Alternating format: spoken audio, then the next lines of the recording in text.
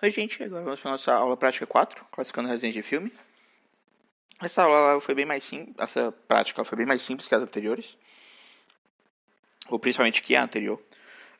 Teve alguns pontos nisso. O primeiro é que a gente estava assim, avançando bem rápido no nível. Tipo, a primeira prática não teve nada, a prática 0. E aí na prática 1 a gente criou lá uma rede densa. E aí na prática 2 a gente já estava criando uma rede convolucional até um pouco mais complexa, já vendo alguns conceitos mais avançados de Keras, de model subclassing e tal. E na nossa prática 3 foi bem louco. A gente testou vários métodos de treinamento, a gente colocou vários tipos de camada. A gente criou uma ResNet, então assim, eu achei que o nível estava subindo bem rápido e eu queria dar essa aula aqui como um pouco mais de descanso, então teve esse ponto. O segundo ponto também bastante sério foi algumas dificuldades meio técnicas mesmo. Por exemplo, a gente não vai comparar com a RNN simples, nem com a GRU. Você pode mudar aqui para uma GRU, as nossas LSTMs, não tem problema. Eu creio que não vai ter nenhuma diferença significativa, então assim, se quiser como experimento, talvez tenha alguma diferença no tempo computacional, mas em geral não vai ter uma diferença muito grande em resultado. E eu queria mostrar a RNN simples para mostrar o quão, vamos dizer, pior ela era. Só que a RNN simples do Keras ela tá meio quebrada, ela não parece estar conseguindo usar GPU. Então tava demorando demais. Era tipo 3 minutos por época, se queria treinar 5 épocas. 3 minutos por época? Não, era 5 minutos por época. Então se eu fosse treinar 5 épocas já era 25 minutos só para treinar um bicho para mostrar que ele era ruim. Então eu resolvi não colocar ele. E nessa mesma questão de dificuldade técnica, eu não dei uma aula de NLP. Talvez me arrependa disso. Mas então, eu termino aqui os problemas mais interessantes para se usar um LSTM. Eles são relacionados a NLP. E aí a gente, ia ser meio bizarro. Gente, aula prática tem 50 minutos, porque eu passo os primeiros,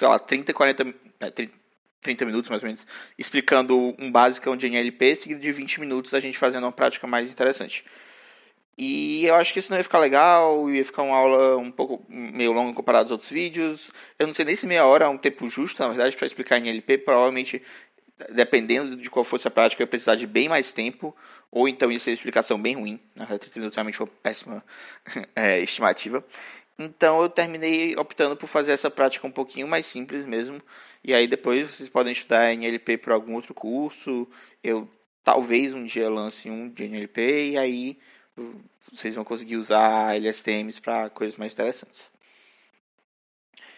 Beleza? Então bora lá, gente. Nessa prática aqui a gente vai estar usando um LSTM e uma BLSTM, ou LSTM bidirecional, para classificar resenhas de filmes. Então a gente vai ter o nosso dataset aqui, ele vai ser o dataset do IMDb. O IMDb é um site de filmes, que ele tem vários filmes, séries. A galera dá notas, né, estrelinhas e ele fala dos atores, dos diretores, a galera dá resenhas. Nas resenhas elas escrevem, o que elas gostaram, não gostaram e dão uma nota. E aí nesse dataset aqui, o que a gente vai ter? A gente vai ter a resenha e a gente vai ter se ela foi positiva ou negativa. Então a gente quer fazer uma rede neural que consiga classificar, dado as palavras que a pessoa usou, se aquilo ali está sendo algo positivo ou negativo. Então isso sentido é um começo daquela ideia de análise de sentimentos, né? A gente vai estar fazendo uma rede que mais ou menos aprende a analisar os sentimentos de um texto. Beleza, então a gente vai carregar esse conjunto de dados. Um ponto importante aqui, que eu explico mais ou menos por cima, é que é o seguinte: a gente não pode passar uma palavra para a rede neural. Isso não existe. A rede neural, um bocado de operação de matriz, você vai passar uma palavra para ela, você não vai passar uma frase. Então, o que a gente faz é, a gente transforma essas palavras, frases, em alguma representação numérica. Isso vai ser feito em duas partes. A primeira parte, que é o que tem aqui, é que a gente vai usar um tokenizador. Existem vários tipos. Esse em especial, o que ele faz é, ele pega as palavras, quebra elas em subpalavras, de um tamanho específico. Acho que 3, 4 caracteres aqui. E aí, ele computa, na verdade, as 8.185 palavras mais comuns. 8.185, 8.184, mais ou menos.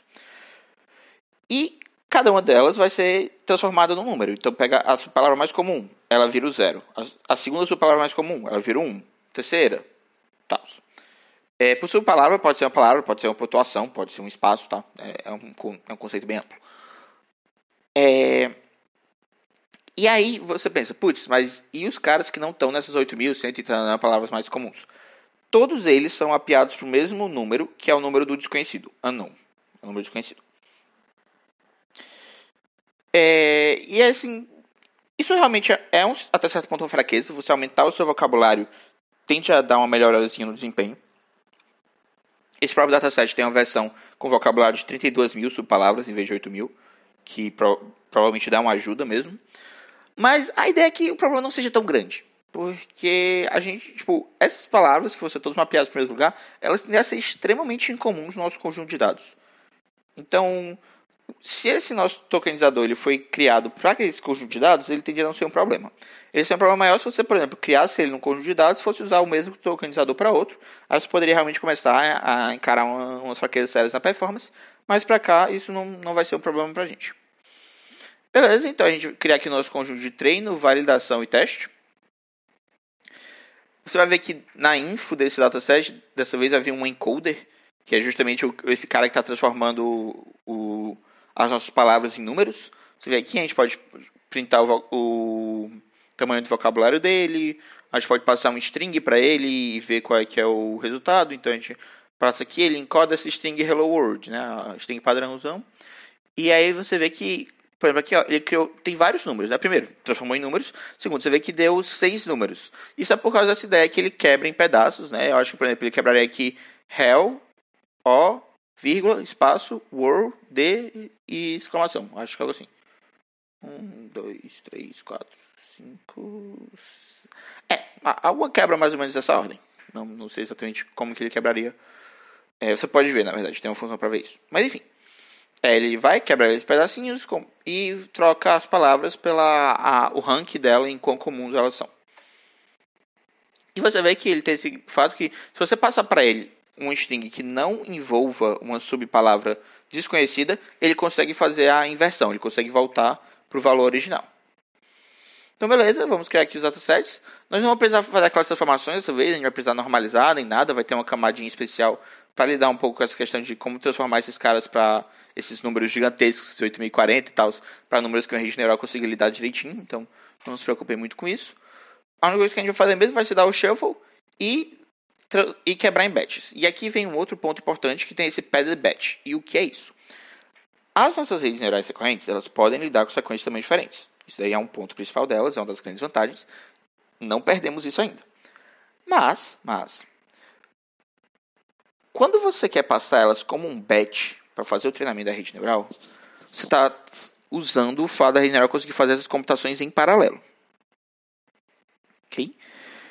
E não tem como a rede neural estar fazendo essas computações em paralelo se do nada uma das entradas acabou.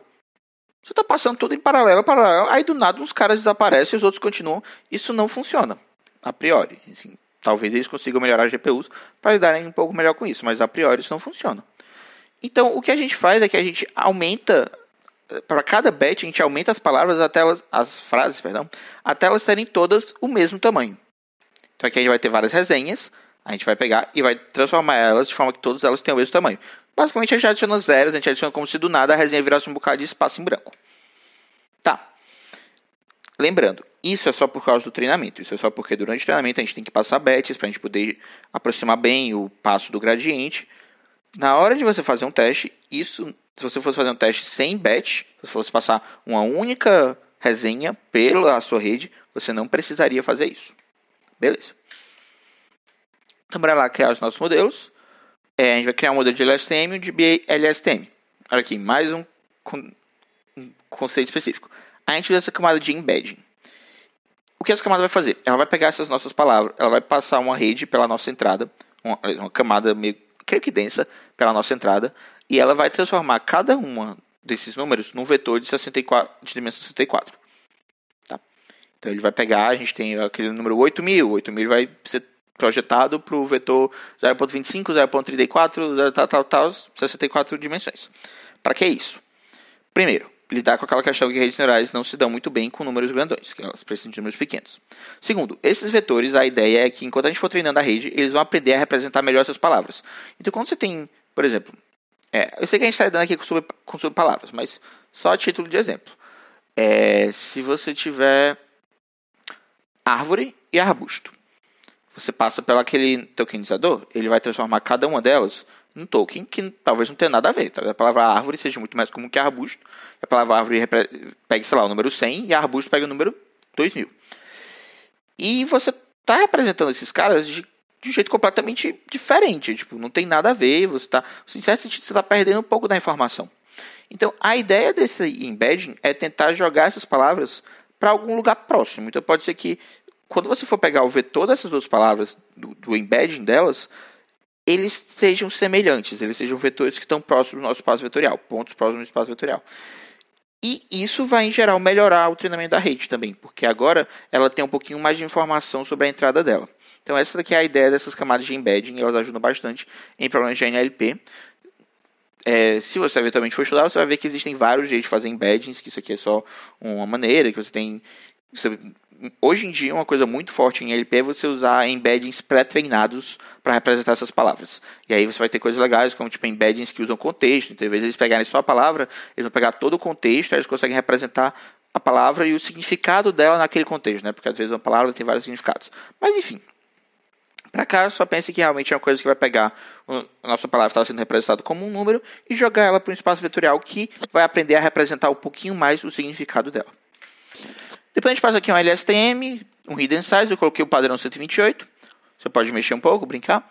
Depois uma densa, tamanho 64, e aqui é a densa de classificação final, que vai classificar para positivo ou negativo a resenha. Depois eu fiz um outro para uma BLSTM, eu coloquei o Hidden Size como metade, porque eu queria que o sumário ficasse com o mesmo tamanho. Então aqui a gente vai ter um sumário tamanho 128, aqui a gente vai ter dois sumários, porque ela é bidirecional, um vai do começo para o fim, outro do fim para o começo. E cada um desses sumários vai ter tamanho 64, a gente vai concatenar eles, termina gerando um sumário tamanho 128. Isso aqui ajuda a manter o número de parâmetros parecido, a manter o custo computacional parecido, então eu acho que vira uma comparação um pouco mais justa do que se eu tivesse as duas com o mesmo tamanho de sumário. Beleza, a gente vai instanciar o nosso modelo de LSTM, vai treinar, eu coloquei aqui um treinamento por 5 épocas, pouquinho. E, gente, a gente encontra aqui um fenômeno interessante. Por quê? A acurácia de validação praticamente não muda. E até a acurácia de treino, ela quase não muda. Ela muda muito pouco. As duas mudam muito pouco. E o que é isso? Isso é basicamente que a rede não está conseguindo aprender. Essa rede, mesmo a gente usando o LSTM, o contexto está grande, o problema é muito complexo, talvez ela precisasse de um hidden size muito maior, talvez. Mas o ponto aqui é que ela não está conseguindo pegar esse texto e aprender ele. Talvez mais épocas. Eu testei com 10 épocas, basicamente não aprendeu nada também. Se você quiser. Assim, o problema é que, em geral, redes recorrentes elas não utilizam muito bem a GPU, porque elas são sequenciais, elas terminam não ganhando tanto com paralelismo, então você vai ver que a nossa rede aqui ela é relativamente pequena e ela está demorando 35 segundos por época. Então, se você for aumentar muito o tamanho da rede, profundidade e tudo mais, pode ser que a demora fique grande. Mas eu acho que vale a pena realmente você dar uns testes, colocar, sei lá, 30 épocas e colocar mais camadas de LSTM aqui para fazer um teste, por exemplo. Se você for usar mais camadas, só vale atentar ao seguinte. Você tem que passar esse parâmetro aqui. Return sequences, mandando true. O que isso aqui faz é que ele vai retornar todos os sumários. Então, em vez dele retornar o último sumário, que a gente, por exemplo, está passando por uma densa, ele vai retornar todos os sumários que ele gera, e aí você pode colocar um LSTM em cima disso. Lembrando que na última LSTM, antes da densa, você não quer retornar todas as sequências. Então, para todas as LSTMs que estão encadeadas umas com as outras, você passa isso aqui, para a última você não precisa passar.